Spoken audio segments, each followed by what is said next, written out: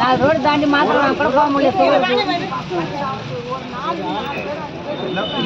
நாங்களாம் எழுதி கொடுத்தோமா சார், அதுதான் ரிஜெக்ட் பண்ணிட்டாங்க சார். திருவள்ளூர்ல போய் எழுதி கொடுத்தோம்.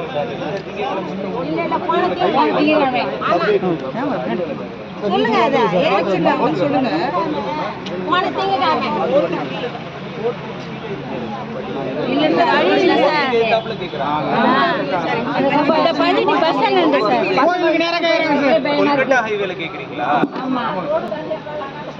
எதனால அமைச்சர் காலில் விழுந்தீங்க? அந்த மனு வந்து அவங்க தள்ளுபடி பண்ணிட்டாங்க. குழந்தைங்க ஸ்கூலுக்கு போறதுக்கு வழி இல்லை. எங்களுக்கு 4 ரோடு இருக்குது, தாண்டி எங்களால போக முடியல. எங்களுக்கு உயிருக்கு உத்தரவாதம் கிடையாது. எங்க தம்பி கூட 4 பசங்க இருக்குது. இப்பதான் அந்த போன மாசத்தோட செத்துட்டாங்க. 1000 பேர் இருக்கிறோம் நாங்க. அதுல 1000 பேர்ல 500 பேர் விதிவுங்க, 500 பேர் தான் சுமங்கலி இருக்கிறான். எல்லாம் ரோட்டு மேல சத்தவங்க தான். அப்போ இந்த சபை கட்டி கொடுக்க மாட்டேன்னு சொன்னாக்கா சிக்னல் கட்டுறதுக்குள்ள எலெக்ஷன் வரதுக்குள்ள எல்லாம் எங்களுக்கு சிக்னல் போட்டு கொடுக்கணும், கோர்ட்டு திறக்கிற வரைக்கும். அப்படி இல்லைன்னு சொன்னாக்கா நாங்க மறியல் பண்ணிடுவோம். நாங்க ஓட்டு ஊர்வல போறோம். நாங்க திருவள்ளூர்ல கொடுத்த மனு தள்ளுபடி பண்ணிட்டாங்க.